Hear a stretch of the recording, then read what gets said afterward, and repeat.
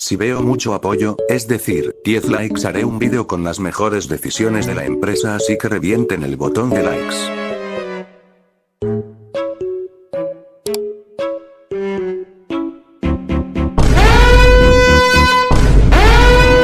¿Qué cosa, che? Veo que lograron alcanzar la meta de likes, lo que significa que este nene tendrá que sabérsela de chambear, lo que significa que tendré que rescatar lo bueno del pésimo año de WWE y lo que significa que llegó la hora de preguntarnos, ¿cuáles fueron las mejores decisiones de WWE en el año 2025? Dentro intro.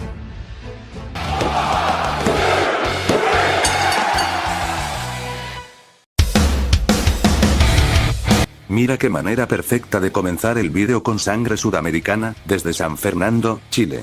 Stephanie Baker del año 2025 formó parte de una de las mejores divisiones femeninas en la historia de NXT, repleta de talento y futuras estrellas de la compañía, y bueno, eso sí las manejara bien triple bodrio claro. En ese NXT tenías a Giulia, a Roxanne, a Jordan, a Cora, a Kelani, a Lola, en fin, muchísimo talento. Stephanie de hecho tuvo la oportunidad de subir al main roster directamente, denotando cuánto confiaban en ella, pero la chilena decidió adaptarse al ritmo de la empresa y formar sus bases en el territorio de desarrollo.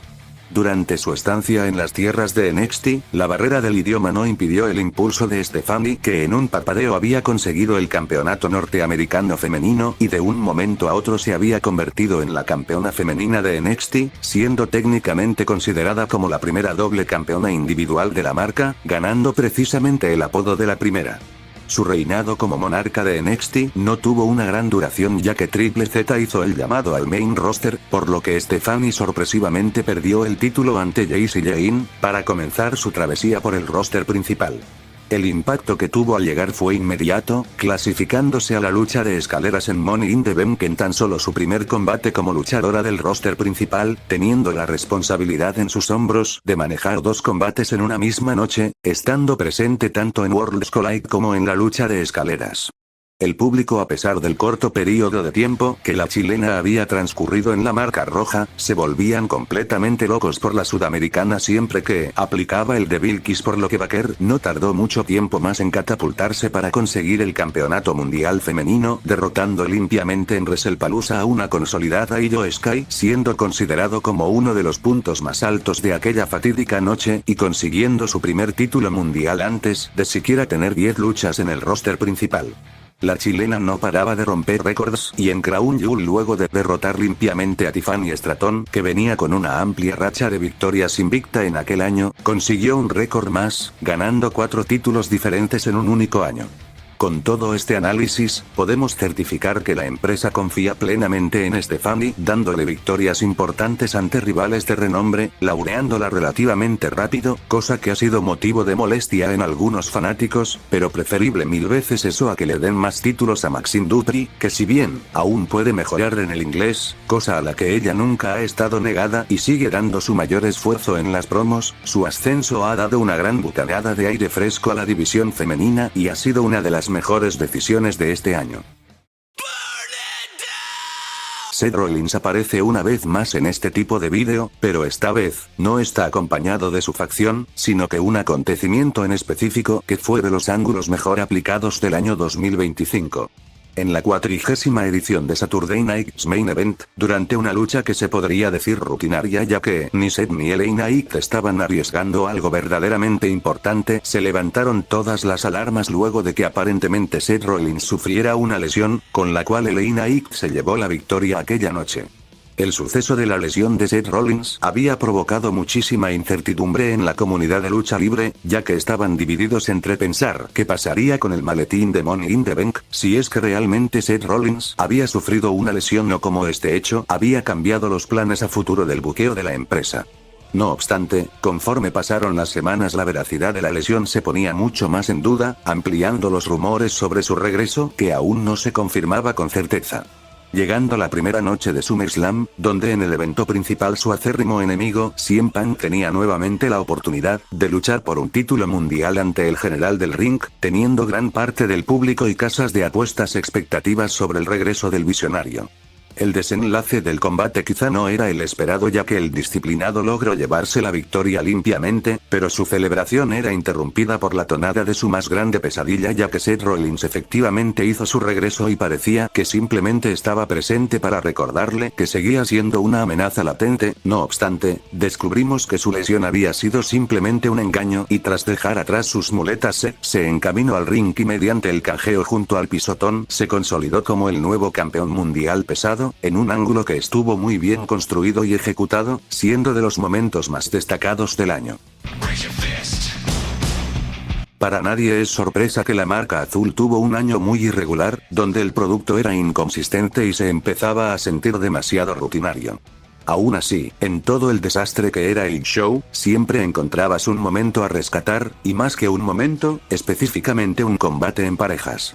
Sin duda, la división en parejas de SmackDown se puso a la espalda el show en gran parte del año, consiguiendo una lucha 5 estrellas, mostrando competitividad y deseo por poseer las preseas, entregándonos excelentes contiendas por equipos todas las semanas y siendo el principal atractivo de SmackDown. Era increíble ver cómo todo el potencial de la división no era tomado en cuenta por la directiva, dejándolos fuera de WrestleMania para poner a la muerta división en parejas de Raw, y teniendo la mayoría de las defensas titulares en shows semanales hasta al fin ser considerados en SummerSlam en un excelente combate de TLC. La división sufrió un cambio a finales del año cuando los Wyatt Six monopolizaron el control de los títulos y se perdió un poco la competitividad, pero eso no minimiza el hecho del enorme año que nos regalaron estas duplas. El campeonato de los Estados Unidos por gran parte del año estuvo a la deriva, en las manos de LA Knight, de Jacob Fatu y de Solo Sikoa, se sentía un poco perdido en la programación. Esto siguió así hasta que a Sami Zayn un día le dio por cambiarse de marca y conquistar el título de los Estados Unidos. Estando en el año del tour de retiro de John Cena, se tomó la idea de retomar su mítico reto abierto con el campeonato de los Estados Unidos, empezando la tradición con su creador, en donde Sami sacaba sus poderes de super vagabundo para resistir todo el castigo de John hasta la aparición de Brock Lesnar. Tras esto Sami siguió con el reto abierto, enfrentándose a diferentes rivales, distinguiendo a Rey Fénix, Levon Evans, Carmelo Hayes, Aleister Black, Nakamura y aquel que más necesitaba el empuje, el dragón de mente Ilya Dragunov, que hacía su regreso luego de casi un año de lesión, conquistando su primer campeonato en el roster principal, decisión que impactaría a los fanáticos ya que no se esperaba que Dragunov conquistara el título ante un imparable Sami Zayn. Una vez que el ruso obtuvo el cinturón, este se encargó de dejar la vida en el ring semana tras semana por medio del reto abierto, en un combatazo tras otro siendo muchas veces lo único que valía la pena del show de la marca azul y devolviéndole el prestigio que el campeonato estadounidense había perdido. Ilya tuvo de frente a múltiples oponentes, pero a consideración de su servidor, el título volvió a cambiar de manos con el luchador adecuado, un Carmelo Hayes que llevaba todo el año dándolo todo en el ring y recibiendo nada a cambio, al fin se consolidaba con un título. Mid-card y a día de hoy sigue reinando con firmeza. Siendo este reto abierto una oportunidad para que los talentosos de la empresa muestren de lo que están hechos y hagan lo que mejor saben que es luchar, siendo otra de las mejores decisiones del año. Jacob Fatu comenzó el año 2025 siendo una de las mayores promesas a el plano estelar, conectando cada vez más y más con el público y contagiando su energía en el universo de la WWE. Este daría un gran paso convirtiéndose en campeón de los Estados Unidos en WrestleMania, siendo un ascenso bastante rápido para el hombre lobo samoano, aunque su reinado no sería muy destacable, iniciando su rivalidad contra el linaje en ese momento liderada por Solo Sikoa, con lo que comenzó su camino en solitario. Por desgracia, una vez terminada su rivalidad con Solo, parecía que Jacob comenzaba a tener planes dentro de los planos estelares, aún así una situación personal tuvo que mantenerlo fuera de la programación unos cuantos meses, pero considero que a futuro harán una enorme apuesta con él por lo que separarlo de los MFTs fue una excelente decisión. En pleno día de WrestleMania 41 la WWE hacía el gran anuncio de haber adquirido a la asistencia, asesoría y administración de espectáculos también conocida como AAA. Esta noticia impactó a todo el mundo de la lucha libre, teniendo a la expectativa lo que haría la empresa estadounidense con su reciente adquisición. Meses después observamos cómo cambió el panorama para ambas empresas, ya que la AAA comenzó a volverse un show mucho más orientado a asemejarse a los programas semanales de la WWE, adoptando definitivamente la forma cuadrada en el cuadrilátero, cambiando temas de entrada, iluminación, posición de la mesa de comentarios, entre otras cosas. Aunque este no fue el único cambio, tanto las superestrellas de la WWE como las de AAA comenzaron a aparecer en los shows de la otra marca, viendo campeonatos de la AAA en WWE y viceversa, compartiendo el evento de Worlds Collide y dando oportunidad al talento mexicano de aparecer en la empresa de lucha libre más reconocida en el mundo, representando un enorme y positivo cambio para ambas empresas.